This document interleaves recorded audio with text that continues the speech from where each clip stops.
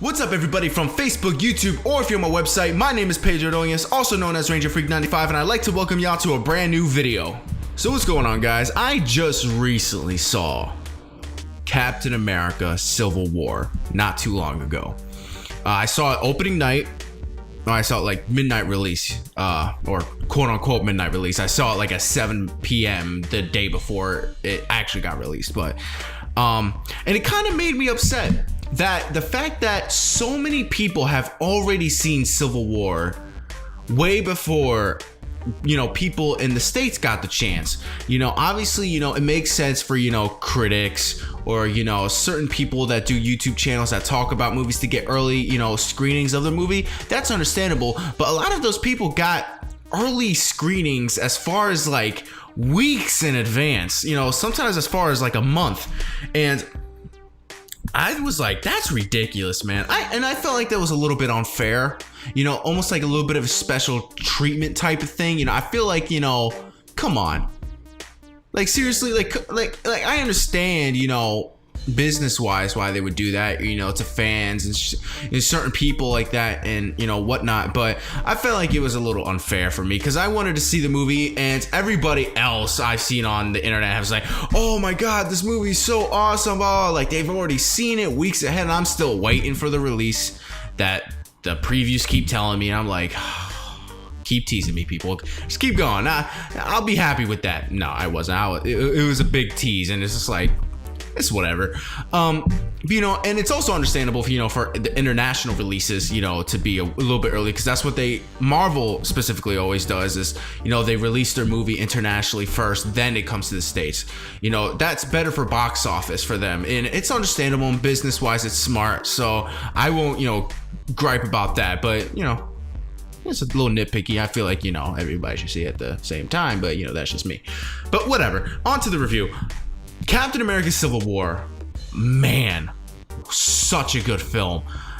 It's like Captain America, the first Captain America movie, that was a really good movie. I wouldn't put it above Iron Man though, but Captain America was a solid film. It was a bit corny here and there, but it had really good moments, and I rather enjoyed the film, and I thought, it was a good film. Then you have Captain America Winter Soldier, which was by far the best Marvel solo film we have gotten so far. And it tops, for me, it's very debatable on whether if it's better than the first Avengers movie, but it's definitely up there. It's very debatable. But is it better than Iron Man? I don't know, but because the first Iron Man was so good. But back to Captain America, the Winter Soldier was so good. I'm like, how could they possibly top Winter Soldier? Now, I'm going to say this from the start. I still like Winter Soldier more than Civil War. Why? Because clearly in Winter Soldier, it's way more Captain America centric. In Civil War, you have to give time to the other characters, like Iron Man, specifically Iron Man. And then you have other characters being introduced into the MCU like Black Panther and especially Spider-Man, which I'll get to later. But Captain America, Civil War, being the fact there was like 10 superheroes, 12 superheroes, because there were 6 heroes on each team. So you have 12 superheroes in one movie. That's a big cast. And, for it to be a centric Captain America movie and not to be like Avengers 2.5, it's very difficult on how you're going to make this a centric Captain America movie when you have so many other characters in this one film. But I'm telling you this right now, it is without a doubt still a Captain America movie. They gave Captain America the amount of screen time that was needed for him to, say this was a Captain America movie. And, sometimes I wish that Civil War had been done differently, but clearly because being the fact that, Disney doesn't, with Marvel doesn't have the rights to X-Men or Fantastic Four right now. We just got lucky that Sony is letting us use Spider-Man in this MCU now, which is amazing, but I'll get to that later. I was really hoping that one day we would get a true adaptation of Civil War, because this is like nothing compared to the comic books. It's literally like almost not even close to the comic book adaptation, because in the comic books, if you have read the Civil War storyline, pretty much it's the Secret Identity Act, which Iron Man is, signed up for. Every superhero has to sign up and reveal their identity to the world, and Captain America is against this in the comic books, and understandably so. In the comic books, they made Captain America the hero and Iron Man the villain in the comic books. It's really, like, if I were to read the comic books, it's really easy to pick a side. It really is. Like, with the comic books, it's really easy to go on Captain America's side and not on Tony Stark's side, because they made Tony Stark to look like a jackass in the comic books. And, because you want people to know your secret identity, and, that could cause a lot of problems. Like in the comic books with Spider-Man, spoiler warning if you haven't read all of the Civil War storyline, and outside of that with Spider-Man, Aunt May gets shot, and from what I remember, I believe she dies. And because of that, it was because Spider-Man revealed his identity. All the supervillains now know, who his family is. They can go after them, and Aunt May gets shot and dies, from what I remember. And you have consequences when you do stuff like that, and that's why it's clearly, understandable to go to Captain America's side in the comics. With the movie, though, I was Team Iron Man. I'll tell you this right now. I was Team Iron Man. Why? Because I believe that, in the movie universe, the Marvel Cinematic Universe, what they have been doing as superheroes, yes, they have been doing the right thing. They have been stopping these, villainous people from doing their evil deeds, and keeping the world safe. But by keeping the world safe doesn't understandably mean that everybody's going to be safe. People are going to die from these casualties, and it sucks. People die, but hey, the overall scenario is that the world is still safe and we still have people walking around. Not like if Ultron just actually went through with his plan and the human race is now extinct. No, they stopped him from doing that, but people had to die in that process. It's sad, it sucks, but it had to happen, So with Captain America, he's like, that's his mentality. Like, listen, people may die, but we're still doing the right thing, which is why it's so hard to pick a side. Now, from the beginning, I'm not going to lie. I'll say this right now. I was Team Iron Man solely because I just liked Iron Man more. That's really why. At first, that's the reason why. But later on, once I heard the synopsis of the Civil War movie, I'm like, you know what? Just because I was, Team Iron Man from the beginning, I'm still more Team Iron Man now because I understand the situation. Iron Man wants people to sign this thing called the Sokovia Accords, which means that the Avengers cannot go out and do their own vigilante thing and save people without being told by the government that they can do that. They're unwatched by the government, and they need more or less permission from them to do what they want to do. And it's understandable. You need to keep these people in check. You just can't have vigilantes just walking around doing what they want to do. I mean, what happens if they go rogue? All this other stuff like that. Now, understandably so, if they are still with the government, they can very well just do that again, just go rogue when they're part of the government. But at least the government's keeping watch on them at all times. And, the likeliness of that is very slim. But if they just let them walk around, run around, and do their thing, the chances are, very odd. You don't know what's gonna happen. And I agree with Tony Stark in the movie. I believe that there should be watch above these superhero people, these enhanced people, what they called them in the movie, the enhanced, I guess. That's why I was Team Iron Man. I do believe that you just can't have these people running around. There could be a great debate about that. I'm not gonna get into it, but that's my reasoning. I agree with Iron Man in the movie. Now, but doesn't mean that I don't disagree with Captain America. With Captain America, he has valid points. So, which is the great part about this movie. You could go in thinking, all right, I'm on this team, but you also understand the reasoning behind the other team. So it keeps you on your toes. Like, who should I really side with? Which was the best part of this movie. It didn't keep you, it wasn't one-sided.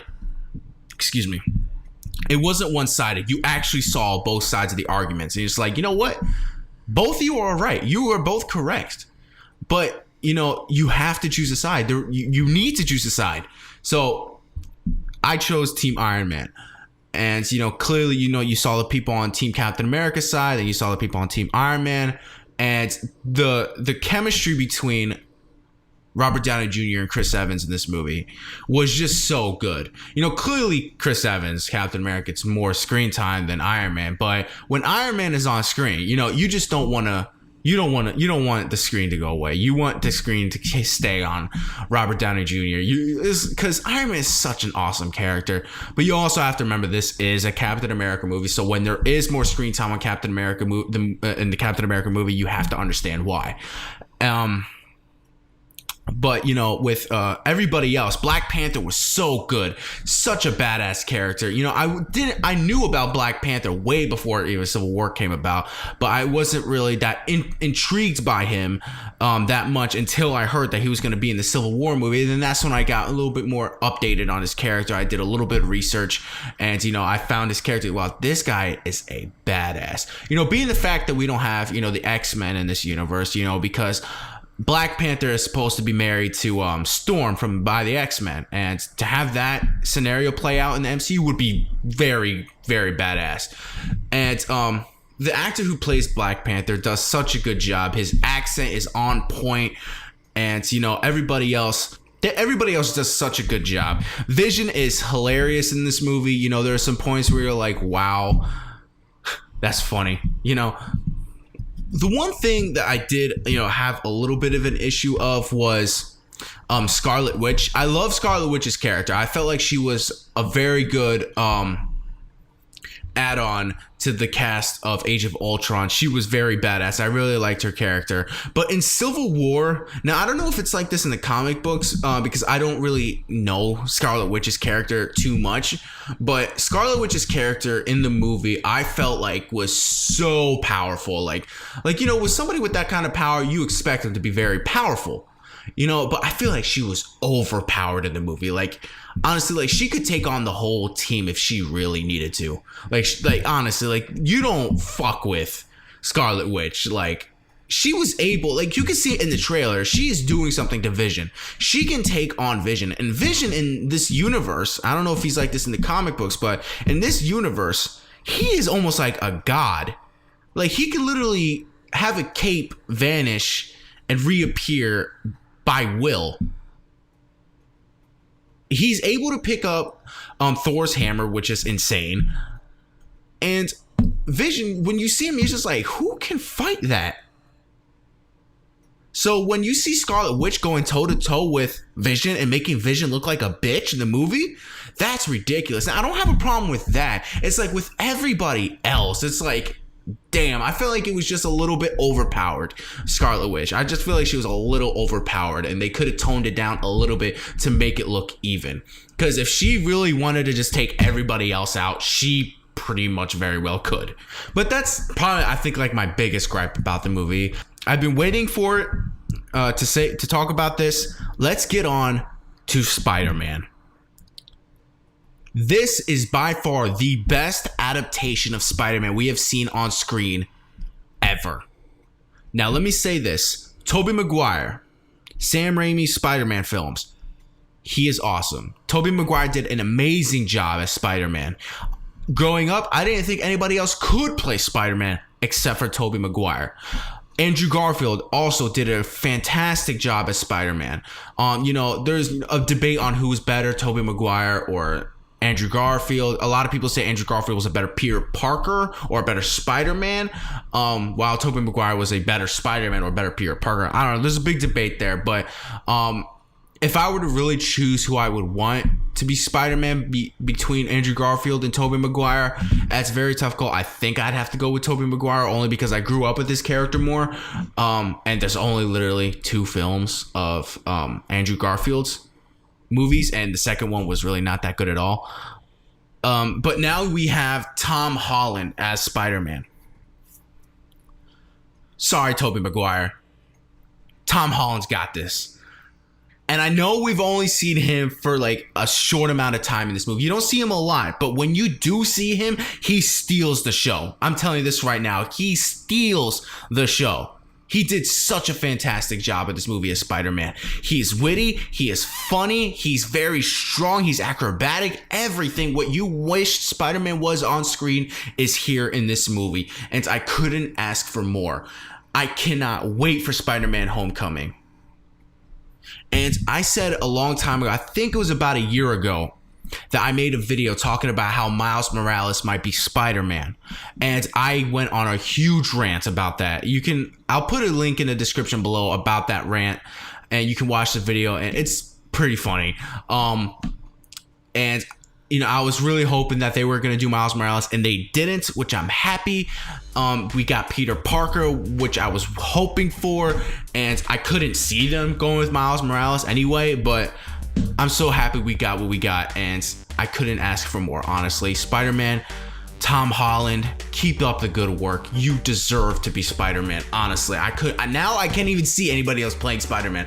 Honestly, the only person that I would want right now to see play Spider-Man would be Jake Gyllenhaal.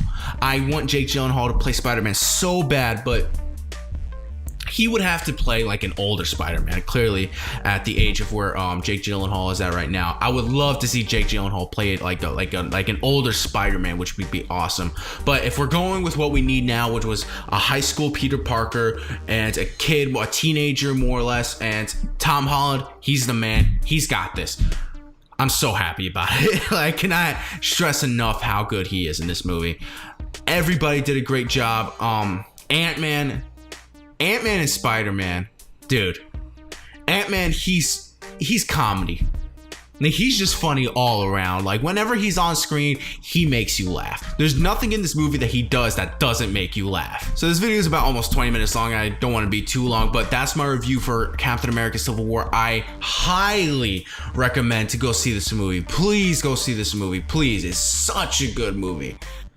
This movie has already made almost $1 billion worldwide by now, and that's insane. And I'm definitely going to be seeing it again soon in the next week or so, and I hope you guys do the same thing. If I were to give this movie a rating from 1 to 10, when I first went out the theater, I gave it like a 9.8 out of 10. I was that excited about the movie. I loved it that much. But I would have to see it again. I've only seen it once so far because, me being broke and whatnot, I can't, necessarily always see movies all the time. But, I try to go see movies as much as possible as I can without having to go broke and not pay bills. But right now, if I were to give it a legitimate review, I would probably give it an 8.8 out of 10. And it deserves it. Is it better than Winter Soldier? I wouldn't say so. I still believe Winter Soldier is the more solid film than Civil War. Only because I feel like Civil War has so many characters, like you're just trying to digest all of this information and everything that's going on. It's overwhelming. It's a bit overwhelming. It isn't overwhelming. It's a bit overwhelming, but that's the reason why. But such a great film. Definitely go see it. Thank you guys for watching this video. My name is Pedro Doñez, also known as Ranger Freak 95. Please subscribe, comment, like, thumbs up, do whatever you guys can to support this channel. Yo, 7,000 subscribers. I can't believe it, guys. You guys are awesome. Keep up the great work, and leave your thoughts down below. Did you like the movie? Did you see it? Let me know what you thought about it. I'd like to hear you guys' thoughts, and I'll see you guys next time in my next video. Peace out.